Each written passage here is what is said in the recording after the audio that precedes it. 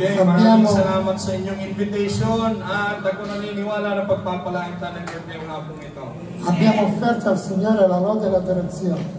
At tayo ay nag-alay ng pagpuri at panambahan sa ating Panginoon. Sicuramente Lui è soddisfatto di questa lode. At ako naniniwala na siya ay masaya at contented sa ating ginawang panambahan. E quando Dio è soddisfatto della nostra lode, scende il fuoco del cielo su di noi per purificarci, per riempirci e per benedirci.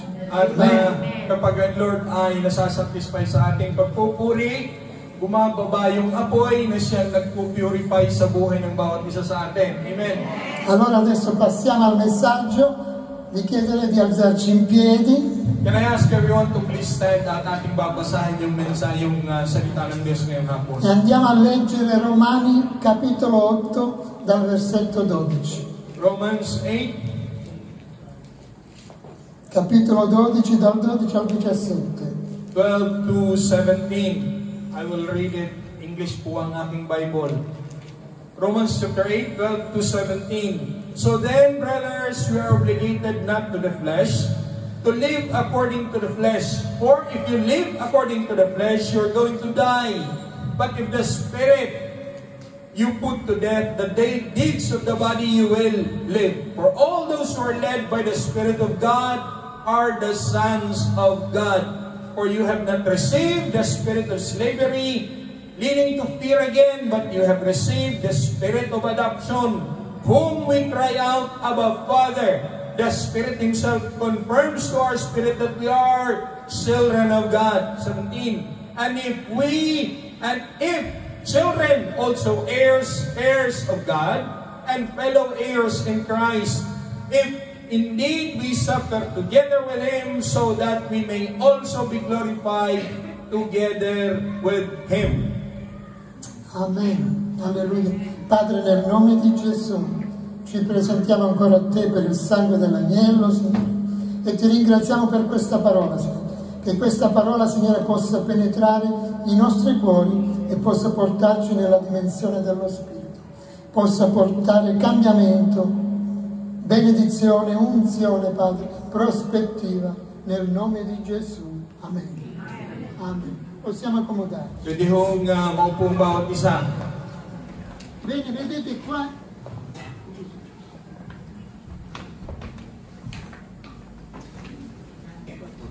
Vedete che qua è Paolo che parla. Prova. Prova. Prova, prova.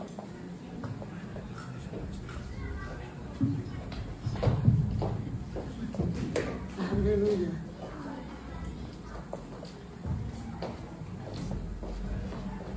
Qui è Paolo che parla. Sta dicendo alla Chiesa cose molto importanti. Dito si Paul ang nagsasalita at nagsasalita ng isang bagay na mahalaga. Praticamente sta esortando la Chiesa.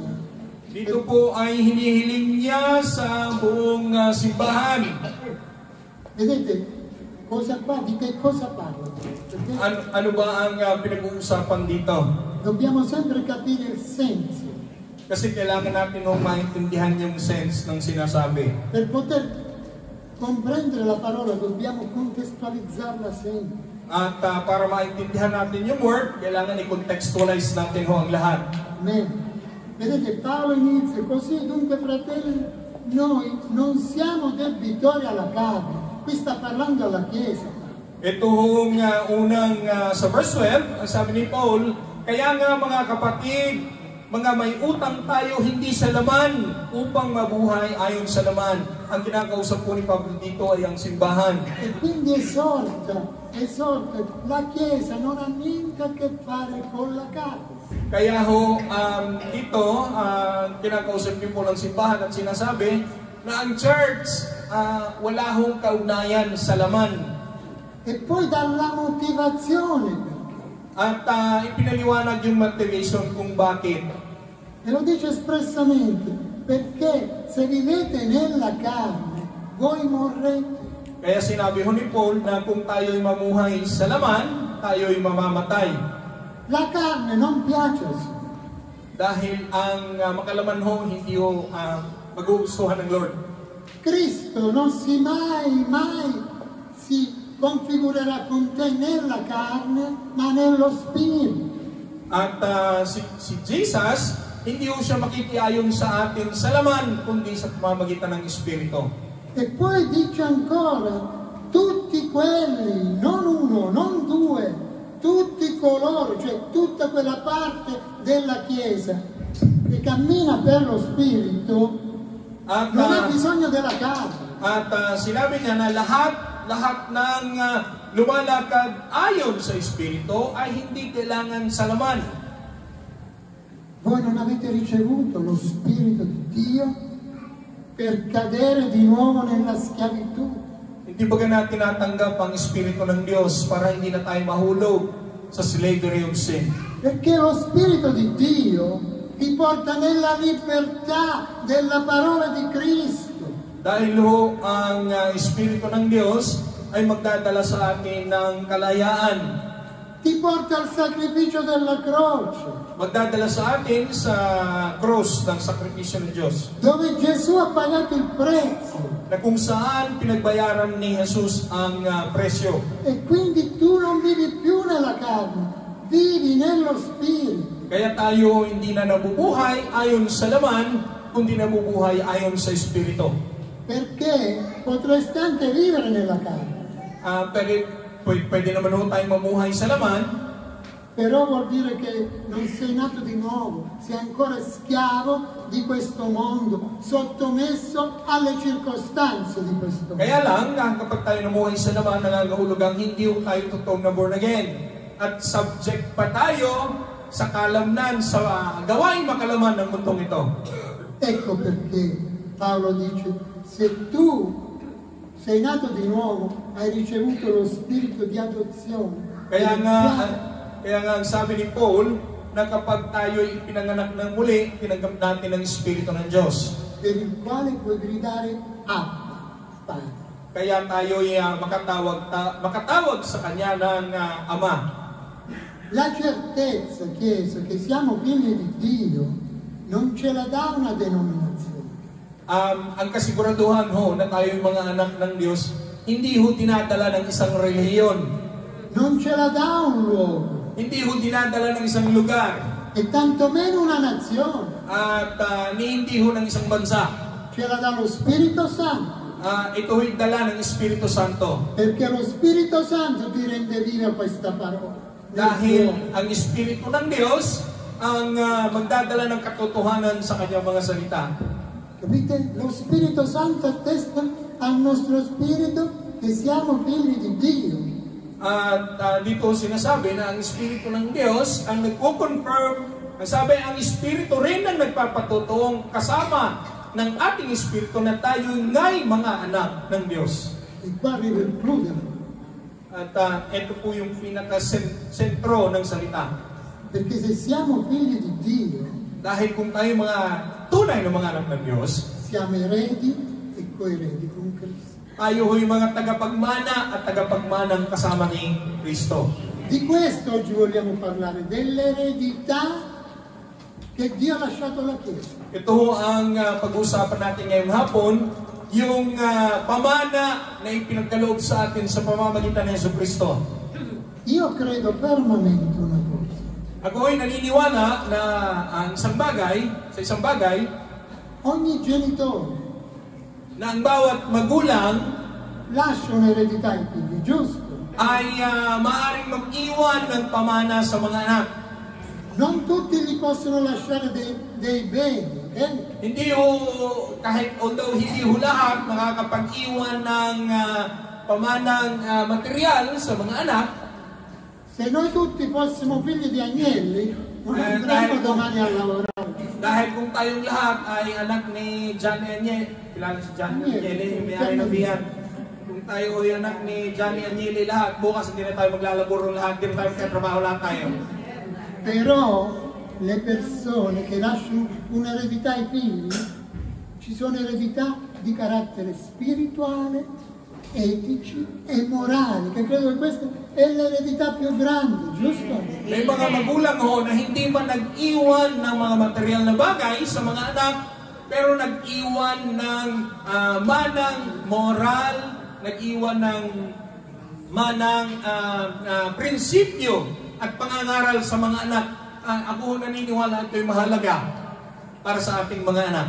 Detto questo, At pagkasabi ko nito, dobbiamo anche dire che come figli di Dio, na kailangan din nating ipahayag na bilang mga anak ng Diyos, Dio non ci ha semplicemente lasciato l'eredità spirituale, ma tutto. hindi lang iniwan sa atin yung pamanang espiritual, kundi lahat. E soprattutto ci ha lasciato l'autorità spirituale. At lalo tingin iniwan sa atin at pinamana sa atin yung spiritual authority. Questa è la ricchezza più grande. Ito yung pinakamalaking yaman na pinagkaloob sa atin. Il dono più grande è la salvezza. Ang pinakamalaking gift is yung gift of salvation. E l'altro dono è l'autorità, At ang isang gift ay yung spiritual authority na binigay sa atin. affinché tu e io possiamo imporci letteralmente sulle forze del diavolo. Na para tayo ho ay mag-impose laban sa kaaway ng Diyos. Questa è la più grande eredità. Ito ho yung pinakamalaking mana na binigay ng Diyos sa atin. Questa è la più grande benedizione. Ito ho ang pinakamalaking blessing. Ed è questo che noi dobbiamo lasciare ai nostri figli. Na ito ang maaari nating iwan sa ating mga anak. Sapete, la benedizione, come abbiamo detto, c'è la benedizione fisica, ma noi stasera parleremo della benedizione spirituale. At gaya ng sinabi ko, may mga blessing na material, pero ngayong hapon, pag-uusapan ho natin yung spiritual blessing. C'è una storia in Primo Re capitolo 21, May isa hong kwento sa 1 Kings chapter 21, versetto 3, ma leggi dall'1 al 3. verses 3. Primo Re Sì, 21, 21, dall'1 al 3.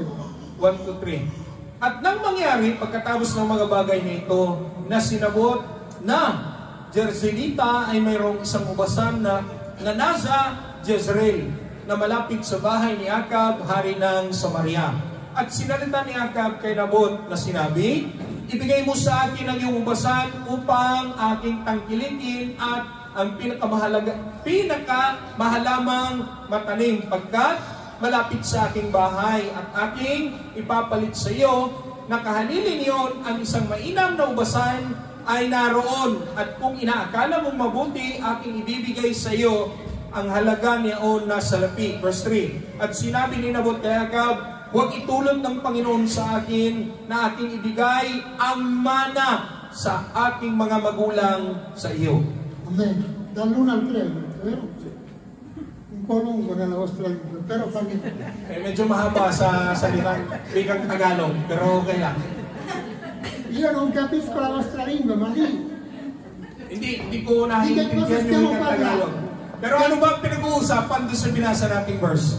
stiamo parlando di un uomo che suo padre le ha lasciato una vigna, un'eredità. At dito ang pinag-uusapan yung isang tao na iniwanan, pinamanahan siya ng ubasan. La vigna di Nabot, si chiama Nabot. Si Kiyama ay yung lalaki, ang pangalan Nabot. Quindi il re Acab, Si Haring Akab, siccome questa vigna si trova a Jezreel in Samaria, kasi itong ubasan ay nasa Jezreel, sa Samaria, il re ha il suo palazzo che confina con questa vigna. dahil itong palasyo ng king ay border lang po ng ubasan. Quindi lui dice espressamente a questo Nabot, At sinabi ho ng Haring Akab kay Nabot, dice vendimi la vigna perché confina col mio palazzo. ibenta mo yung iyong ubasan dahil magkakalapit lang ng aking palasyo. E gli ha detto te la pago quanto vuoi oppure ti do una vigna in un altro posto, una vigna migliore, ok? Lo scambio era vantaggioso. At ang sabi ng hari, papalitan ko ng ubasan na mas malaki, mas maganda, o babayaran ko ng pera. Kaya ho yung palitan nila, mas advantageous ho sa buhay ni Nabot. Ma quell'uomo disse, Kaya lang, ang sabi era ni Nabot, vantaggioso, avrebbe guadagnato lui, ma lui dice una cosa molto importante. at maaari siyang kumita o tumubo pa dito, pero sinabi niya ang isang napakalaking bagay. Dice, mi guardi il Signore, da vendere la vigna di mio padre a te. Ang sabi, huwag itulot ng Panginoon sa akin na aking ibigay ang mana ng aking mga magulang sa iyo. Qui dobbiamo mettere l'enfasi su cosa? Sull'eredità. At bigyan ko natin ng diin ang isang bagay na mahalaga, yung pong mana. Per quest'uomo era importante l'eredità perché era un bene che gli aveva lasciato suo padre. Kasi mahalaga hong para kay Nabot yung pamana dahil ipinagkaloob ito ng kanyang ama sa kanya. Vedete che differenza c'è tra quest'uomo Nabot e Esaù, che per un piatto di minestre vendette la propria genitura. At nakita ninyo po, at dito po natin makikita yung kaibahan sa taong sinabot at sa kaibahan ng storya kay Esau na sa pamamagitan ng isang mangkok na minestra, kanya pong ipinagpalit yung kanyang mana. Quindi ha disprezzato la primogenitura, ha disprezzato l'eredità. At kanya pong ipinagpalit yung kanyang mana. Ecco quello che non dobbiamo mai noi fare. Na ito ho hindi dapat nating gawin. Come figli di Dio, Bilang mga anak ng Diyos, disprezzare tra virgolette che siamo eredi e coeredi con Cristo. kasi ho dapat nating dapat ho natin laging alalahanin na tayo yung tagapagmana sa pamamagitan ng Jesucristo. Quindi questo implica qualcosa, Chiesa. At may malalim ho na implikasyon sa buhay ng bawat isa sa atin bilang simbahan. Che io devo camminare in autorità. Na ako'y dapat lumakad ayon sa authority na binigay. Che io devo proclamare l'autorità. Dapat ipahayag ko ang authority na binigay sa atin. E che io devo muovermi in quell'autorità. Na ako'y dapat kumilos ayon sa authority na binigay sa akin. Solo così posso glorificare Cristo. At sa pamamagitan lamang noon ay mabigyan ko ng kaluwalhatian ng Diyos. Tutti voi siete genitori, io no, sono un genitore non biologico spirituale, Lahat kayo ay mga magulang, liban po sa akin dahil ako po ay magulang spiritual. Quindi tutti voi, tutti noi dobbiamo lasciare un'eredità ai nostri figli. Na lahat tayo dapat mag-iwan ng mana sa ating mga anak. Cosa gli lasciamo ai nostri figli? Ang tanong, anong pwede nating iwan sa ating mga anak? Quale parte di noi vede i nostri figli? Sto parlando a livello spirituale. At pinag-uusapan natin yung spiritual level. Ano ba ang parte natin na nakikita sa atin ng ating mga anak? Quale esempio? Anong example? Ognuno di noi ha un mantello addosso spirituale. Alam nyo ba na ang bawat isa sa atin, meron tayong spiritual mantle, cloak. Che un giorno dovrai lasciare ai tuoi figli, non te lo puoi portare di là. Dahil one day, iiwan mo to sa iyong mga anak, hindi mo pwedeng bitbitin. Possiamo vedere questo tra Elia e Eliseo, giusto o no? Nakita natin sa buhay ni Elias at ni Eliseo. Vi ricordate? Elia aveva una scuola di profeti. Dahil si Elias po, meron po siyang School of the Prophets. Ma lasciò quel mantello a Eliseo. Pero iniwan ni Elias ang mantel niya kay Eliseo. Perché Eliseo era un ragazzo ubbidiente. Dahil si Eliseo isang batang masunurin. Capite una cosa, i benefici dell'eredità Alam nyo, ang benefits ng mana devono passare attraverso l'ubbidienza.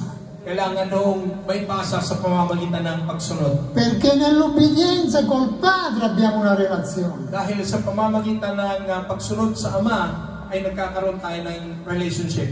L'ubbidienza porta la benedizione e porta la promessa. Dahil sa pamamagitan noon ng pagiging masunurin, nagdadala ho ng pagpapala sa buhay ng bawat isa sa atin. Genesi 12:1-3, cosa dice? Genesis chapter 1, verse 3. At sinabi ng Diyos, magkaroon ng liwanag at magkaroon nga. 1:3. 1:3. Capitolo 12, versetto 1 al 3. Scusate. Kapitulo 12, 1 al 3. At sinabi nga ng Panginoon kay Abraham, umalis ka sa iyong lupain at sa iyong mga kamag-anak at sa bahay ng iyong ama, at ikaw ay papa sa lupain ituturo ko sa iyo, at gagawin kitang isang malaking bansa, at ikaw ay aking pagpapalain, at pagkakadakilain ko ang iyong pangalan, at ikaw ay maging isang kapalaran, at pagpapalain ko ang mga magpapala sa iyo, ngunit susumpain ko ang lahat ng susumpa sa iyo, at pagpapalain sa iyo ang lahat ng angkan sa lupa. Amen. Qui Dio dice espressamente: vattene dal tuo parentado, dal tuo paese e vai dove io ti mando. Umalis ka sa lupain ng iyong mga magulang at pumunta ka sa lupain ituturo ko sa iyo. E dice: e io ti benedirò e sarai di benedizione ad altre nazioni. At doon, pagpapalain kita at maging pagpapala ka sa maraming bansa. Però, prima di benedirlo, c'è stata l'ubbidienza. Pero bago niya matanggap yung pagpapala, nandun po yung pagsunod. L'ubbidienza porta alla promessa e la promessa porta alla benedizione, Chiesa. Dahil yung pagsunod ang magdadala ng pangako, katuparan ng pangako, at ang katuparan ng pangako ang magdadala ng pagpapala. Capite perché a volte noi come figli di Dio siamo figli di Dio ma non veniamo benedetti? At ngayon naiintindihan natin kung bakit paminsan-minsan tinuturing tayo mga anak ng Diyos pero hindi tayo napagpapala. Perché manca l'ubbidienza. Dahil kulang ho yung obedience. Alla stessa maniera, sa gayon ding kapamaraanan, come figli di Dio, bilang mga anak ng Diyos, noi dovremmo fare gli stessi miracoli che Gesù ha fatto sulla terra. Dapat maranasan din natin yung the same miracle na mga ginawa ni Jesus habang siya nandito sa lupa. Perché Gesù ci ha lasciato l'autorità o no? Dahil iniwan sa atin ni Jesus ang authority, tama? Amen? Lo dice, no? Io ti do potere di schiacciare serpenti. Di ba sinabi ni Jesus, bibigyan kitang kapangyarihan tumapak sa mga ahas at talakdan. E come mai che a volte con noi i miracoli non avvengono? Ang tanong ay bakit paminsan-minsan yung mga himala hindi yata nangyayari sa atin? Secondo voi c'è qualcosa, è la parola che è in difetto o siamo noi? Sa pagkaunawa ninyo, ano ba saan ba nagkakaroon ng problema? Yung salita na hindi nangyayari o tayo? Io questa responsabilità non me la prendo. Io dico che sono io in difetto, non la parola. Pag nandito, hindi ko tatanggapin yung responsibility na ang problema ang salita ng Diyos, kundi may problema tayo. Perché Dio oltre a questo dice anche un'altra cosa. Gesù. Dahil higit dito sa sinabi ni Jesus, may sinabi pa siya isang mahalagang bagay. Conformarci alla sua immagine e alla sua somiglianza. Maghalin tulad sa kanyang image and likeness, tayo bilang mga tagasunod.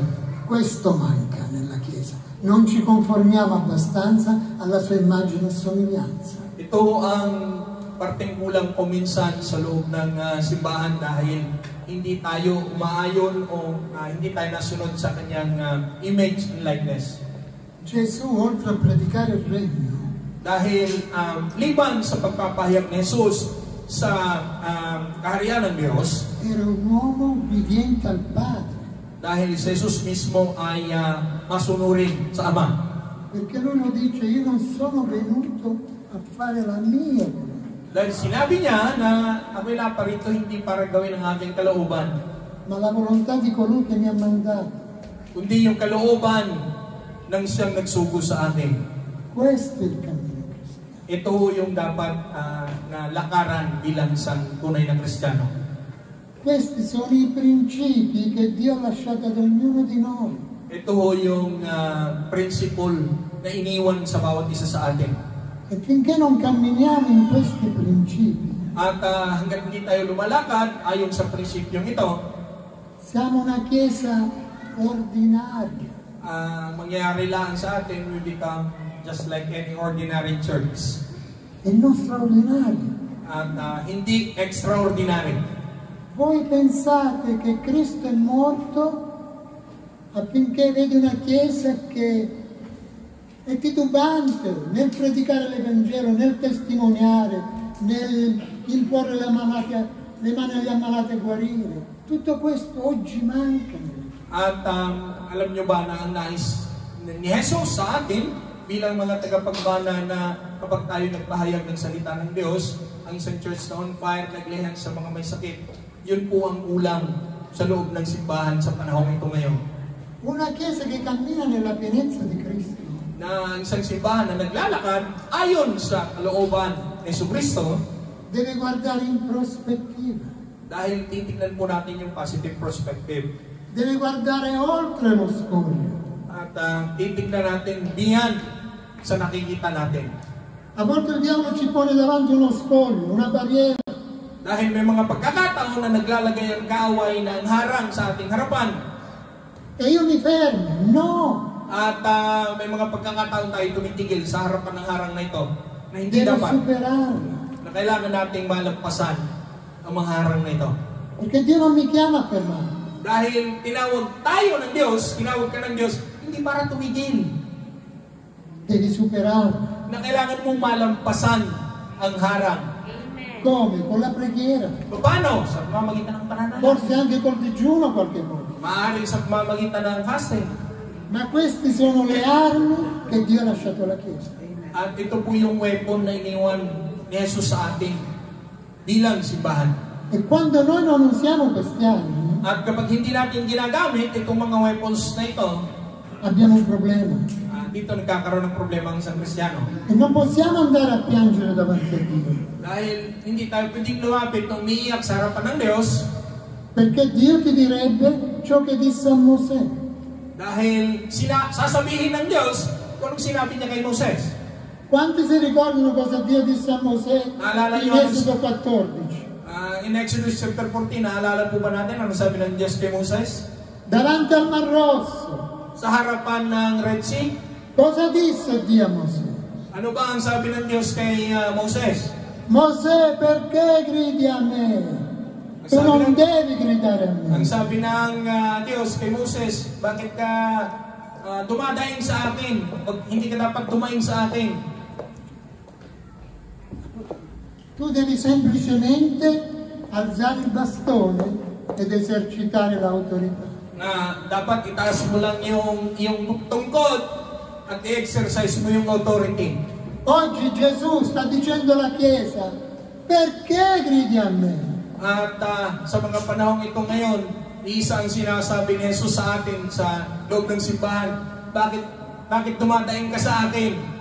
Ti ho dato l'autorità, esercitala quella. Binigay ko na yung authority, dapat pinapractice mo na ito. Questo è quello che Dio vuole dalla Chiesa. Dahil ito po ang nais ng Diyos sa atin bilang isang simbahan. C'è questo combattimento, Chiesa. Merong battle. Noi contro loro. Tayo laban sa kanila. Ma la Chiesa deve avere la consapevolezza. Pero dapat maunawaan ito ng buong church. Io sono sicuro, una Chiesa che prega fa la differenza. Ako naniniwala na ang isang simbahan na nananalangin, napakalaki ang nagagawa, napakalaki ng difference na nagagawa. È sempre stato così. Dahil dapat kailangan ganyan ho lagi. Se voi andate a leggervi il libro degli Atti, dahil kung babasahin nyo ang Book of Acts, c'è sempre stato, dal momento che c'è la Pentecoste, c'è sempre stata la potenza di Dio sulla terra. Dahil matapos yung event ng Pentecost, laging nagmamanifest ang kapangyarihan ng Diyos. Dio oggi sta cercando uomini e donne. Dahil sa panahon ngayon, ang Diyos ay naghahanap ng babae at lalaki che ubbidiscono, na handang sumunod e si appropriano di questa promessa. para mabuksan ang pangako ng Diyos. Romani 8:17. Poiché sono in Cristo, sono erede e coerede con Cristo. Dahil habang tayo na kay Kristo, tayo'y tagapagmana. Perché io e voi, Dio ci ha chiamato con uno scopo. Dahil ikaw at ako, tinawag tayo ng Diyos for a purpose. Andare fuori nel mondo e svuotare il mondo. At tayo'y bumayos sa mundo para i-empty ang mundo. E noi non possiamo farlo se prima non realizziamo che siamo figli di Dio. At hindi natin magagawa ito hanggat hindi natin nare-realize na tayo ang anak ng Diyos. Essere figli di Dio è uno status, non è solo un modo di dire. Dahil ang pagiging anak ng Diyos is a status symbol. Hindi lang ho yun sa kapamaranang sinasabi. Nella benedizione che Dio detta ad Abramo, Sa blessing na binigay ng Diyos kay Abraham, non c'è solo una benedizione basta. hindi lang ho tumigil sa pag-declare ng blessing. Ma c'è la consapevolezza Pero nandun ho yung awareness che Dio ha stabilito un patto con noi. na nagkaroon ng timpana ng Diyos sa atin. Quindi in questa benedizione c'è soprattutto, io mi identifico non in un uomo, ma mi identifico in Cristo. Dahil sa ganitong pakikipagtipan, I am identified with Christ, hindi bilang ako na tao. E c'è anche l'obbedienza. At kasama ko dito yung pagsunod. Vi ricordate il figlio prodigo? Naalala niyo yung prodigal son, libugang anak. Ebbe l'eredità, giusto o no? Diba tumanggap siya ng kanyang mana? Il padre gliel'ha data, Binigay ng ama yung kanyang mana. ma non era il momento, Pero hindi yun yung tama bang pagkakataon para kunin niya ang kanyang mana. perché il padre ancora viveva, doveva aspettare. Dahil ang ama ay buhay pa, dapat hintayin niyang mamatay yung kanyang ama. E lui l'ha preso ugualmente, Pero kumukoy, kinuha pa rin niya, gawin pa man, kinuha pa rin niya. ma c'è stata disobbedienza, giusto o no? Pero nagkaroon ng disobedience, pagsuway. E quell'eredità cosa divenne? At ano nangyari sa kanyang mana? Una maledizione, Nagkaroon ng perché curse. lui andò fuori dal paese, Dahil umalis siya sperperò quell'eredità in malo modo at inubos yung kanyang mana. ed se n'è andato con i soldi e non aveva più neanche nulla da mangiare. Ha detto che era pronto a mangiare il cibo dei porci, ma non aveva neanche quello. At naubos na ang kanyang pera hanggang dumating sa punto na pati yung pagkain ng baboy ninasanan niyang kainin. Perché? Sapete perché? Alam niyo kung bakit? Qui c'è una cosa molto importante. Dahil meron ng mahalagang bagay dito. Abbiamo parlato di una benedizione generazionale, ok? At na-mention ko yung generational blessing Che i genitori lasciano i figli, giusto? na yung magulang iniiwan sa mga anak yung blessing. Ma dall'altra parte But on the other hand, sa kabilang dako, c'è anche la maledizione generazionale meron ng generational curse na pwedeng che iwan. viene tramandata da padre e figlio. At ito'y naisasalino mula sa magulang sa mga anak. Ecco perché noi come figli di Dio camminiamo in maniera integra. Na dapat tayo bilang mga anak ng Diyos, lumakad tayo ng may katarungan, may katwiran. Soprattutto l'obbedienza. At lalo tigit yung pagsunod. Perché Dio dice per mezzo di Saul che l'obbedienza vale più del sacrificio. Dahil sinabi ng Diyos, kaya sa pamamagitan ng buhay ni Saul, obedience is better than sacrifice. Nella disobbedienza Sa- l'unico che ha i vantaggi, sa chi è? Sa pagsuwayo, alam nyo, isa lang ang merong advantage yan. Non sei tu, non sono io, Hindi ikaw, hindi ako, è il diavolo. ang kaaway ng Diyos, ang demonyo. Perché tu perdi l'autorità Dahil sa pamamagitan ng pagsuway, nawawala mo yung authority na binibigay ng Diyos sa'yo. ma nell'obbedienza Pero sa pamamagitan ng pagsunod, c'è la santità, nandun ang holiness, la kabanalan, pienezza dello Spirito nandun ang kabuuan ng Espiritu Santo sa ating mga buhay. e di conseguenza l'autorità. At sa pamamagitan nito, nagkakaroon tayo ng authority. sa buhay. E l'autorità ce l'hanno solo i figli di Dio. At ang authority, meron lang hong authority ang mga tinaguriang mga anak ng Diyos. Questa è Chiesa.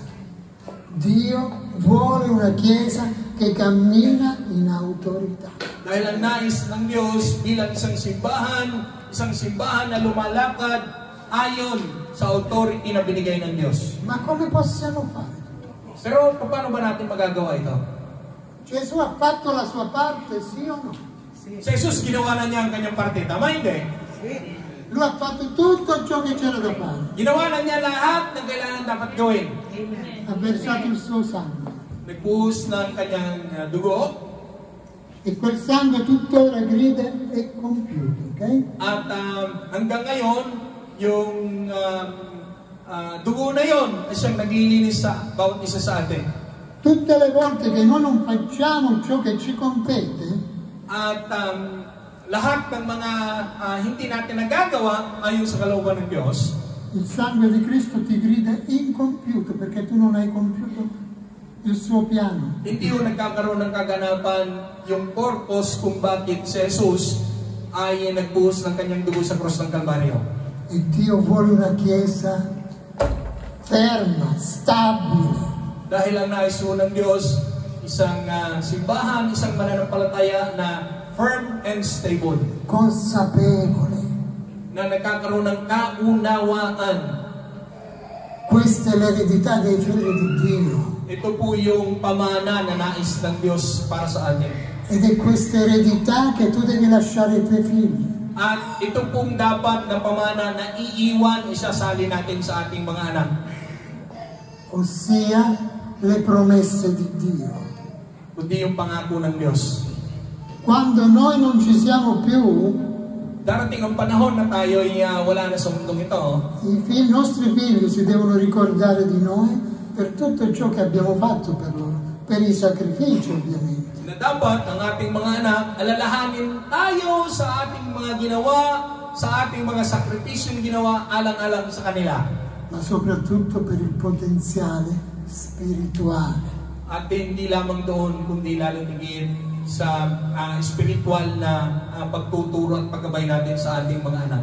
Un uomo disse una volta, may isang lalaki na nagsabi, vivi in modo mamuhay ka na ngayon che quando i tuoi figli pensano al bene, mamuhay ka ng maayos, na pensano a te. Na kapag ang iyong darating ang panahon na maalala ka ng iyong mga anak. Questa è l'eredità migliore che possiamo dare ai nostri figli. Ito ang tamang pamana na pwede natin isalin sa ating mga anak. Vi ricordate cosa disse Pietro e Giovanni quando andavano al Tempio e trovarono il paralitico davanti al Tempio che mendicava?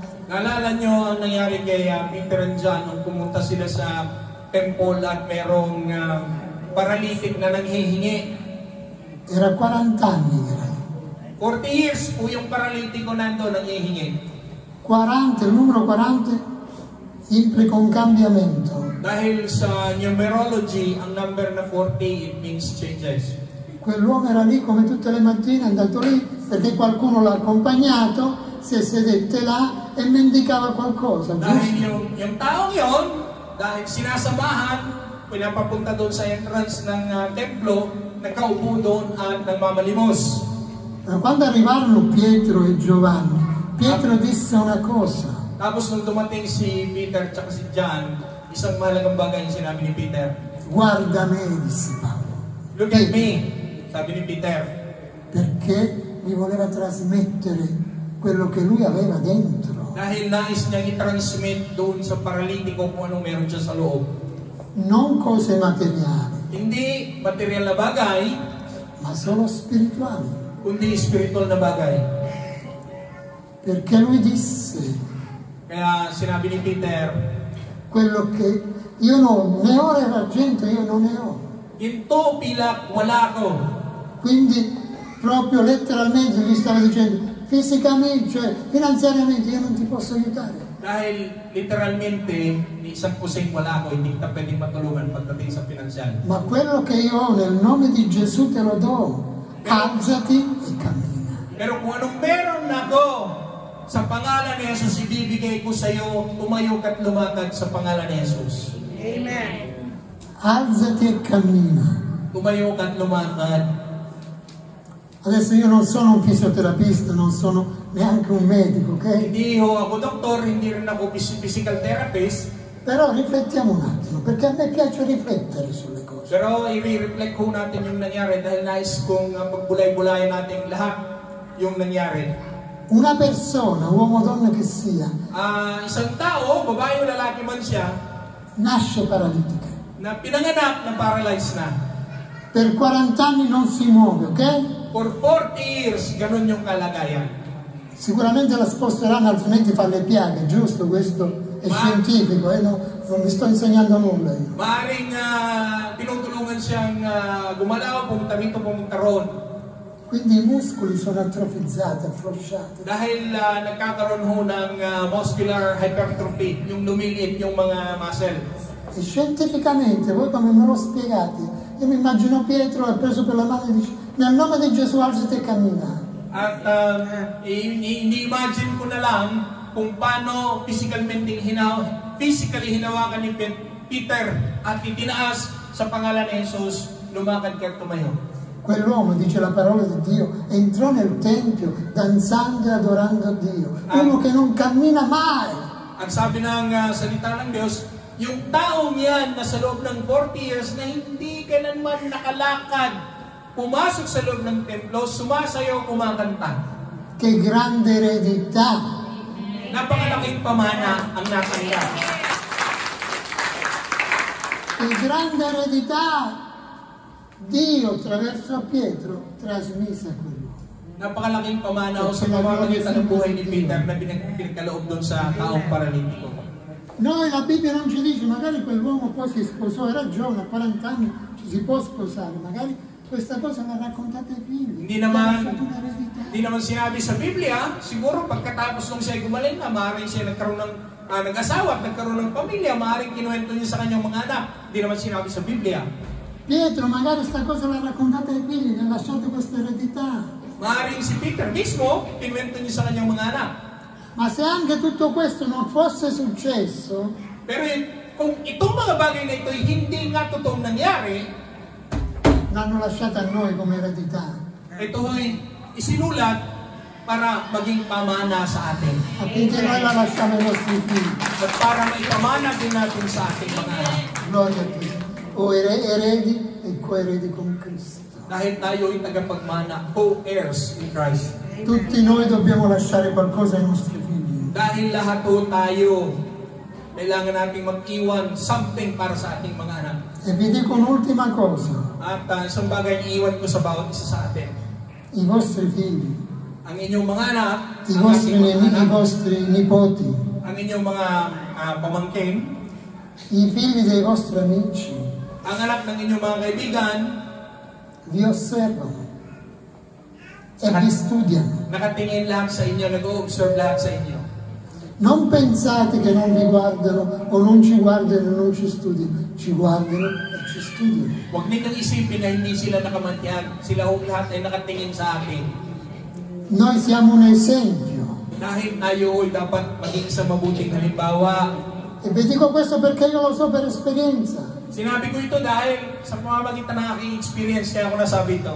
Il figlio di una diaconessa nella nostra chiesa, Isa hong anak ng deacon sa aming simbahan, adesso è un ometto, adesso ha 22-23 anni, no? ngayon ho ay maaaring 22-23 years old na siya. Ma è stato ragazzino. Pero noong isang batang maliit pa, E la sorella, la mamma ogni tanto quando lui era ragazzino mi diceva sempre, at yung kapatid niya, yung kanyang Siccome kapatid io- mo pa, yung sinabi sa akin, quando sono sul pulpito e adoro, alzo le mani così. Dahil sabi sa akin, kapag ako'y nasa pulpit at nag-worship, ako'y nataas lagi ang dalawang kamay. I genitori chiedevano, com'è che fa il pastore Agostino? At ang sabi, tinanong ng magulang sa bata, paano ba si Pastor Agostino nag-worship? Laging nakaganyan, nakataas ang kamay. Capite che ci studiano? Naintindihan nyo na naka-observe sila lagi lahat sa atin. A maggior ragione. Gloria a Dio per i nostri bambini. Okay? Dahil maging mabuting halimbawa tayo sa ating mga anak.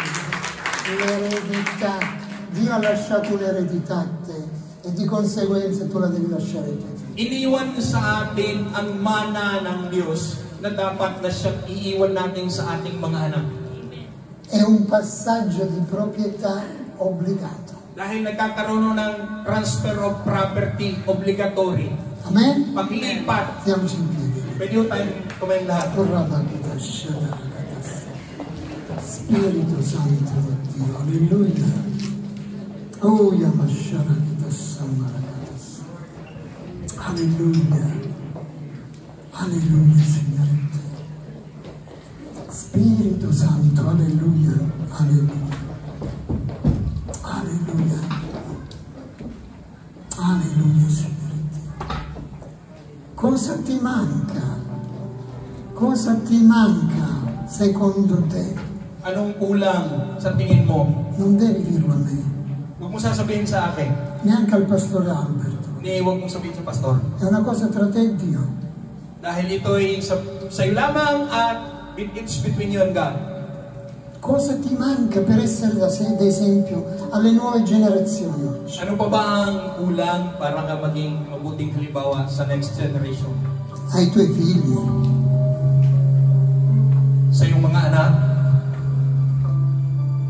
ai tuoi figli, al tuo collega di lavoro, sa iyong mga kasama sa trabaho, sa iyong mga anak,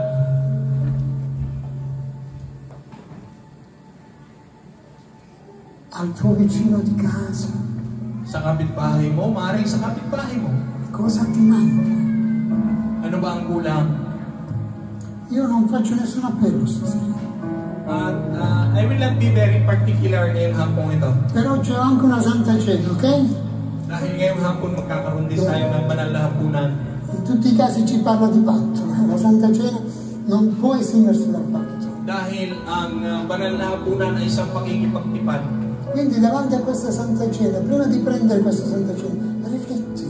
At bago tayo dadago sa banal na hapunan, hinihikayat ko ang bawat isa. Can you please reflect? Pwede yung salapinin muna natin lahat. È una cosa tra te e Dio, digli Signore aiutami a capire. It is between you and God, and ask God to enlighten you and let you understand. Come posso essere di esempio in questa generazione, in questo mondo malato? Paano ba ako maging isang mabuting halimbawa sa mundong magulo? Sa mundong ito na magulo. Chiedi allo Spirito Santo, Ask the Holy Spirit. Hilingin mo sa Espiritu Santo ngayong hapon na i-enlighten ka ciò che devi mettere sull'altare. na kung ano yung dapat na ilatag mo sa harap ng altar ngayong hapon.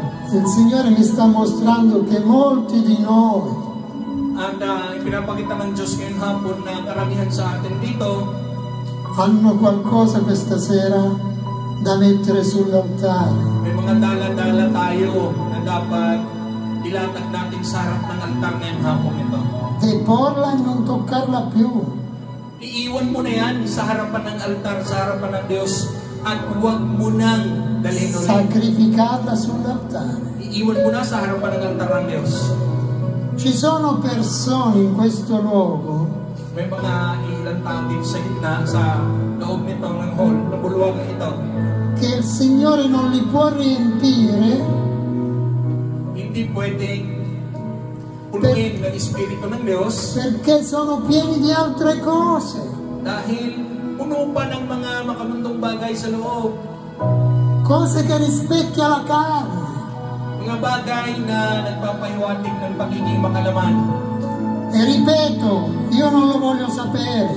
At ulitin ko ngayong hapon, it is between you and God. E non ti faccio venire neanche avanti, Hindi ayaw ko kayong tawagin dito sa harapan. perché sicuramente c'è un po' di vergogna, un po' di soggezione, lo capisco pure. Dahil maaring tayo'y nahihiya o nag-aalangan, ma è una cosa tra te e Dio. Lì sul posto dove sei, fai questo gesto di Signore, io prendo questa cosa e la depongo ai piedi dell'altare. È una cosa che devi dire nel tuo cuore, non a me. At ngayong hapon, pag-injak sa kinatatayuan mo. Alisin mo sa loob mo, sa puso mo. At sabihin mo, Lord, iniiwan ko ito sa iyong harapan. Ayoko nang dalhin pa uli itong mga bagay na ito.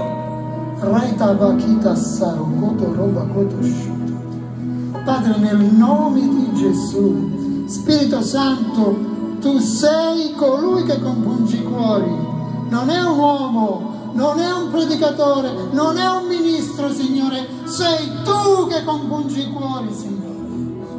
E io ti chiedo nel nome di Gesù che ogni cuore sia compunto, che abbia il coraggio, Signore, di deporre ciò che va deposto su quell'altare affinché lui possa crescere e vivere nella pienezza di Cristo. Nel nome di Gesù benedico questa comunità, benedico la famiglia pastorale, benedico gli anziani, benedico i diaconi, benedico il gruppo di lode, benedico ogni singolo membro, benedico ogni famiglia, ogni casa, ogni coppia, Signore, e ogni proposito che è fatto secondo la tua volontà. Nel nome di Gesù, nel nome di Gesù. Amen.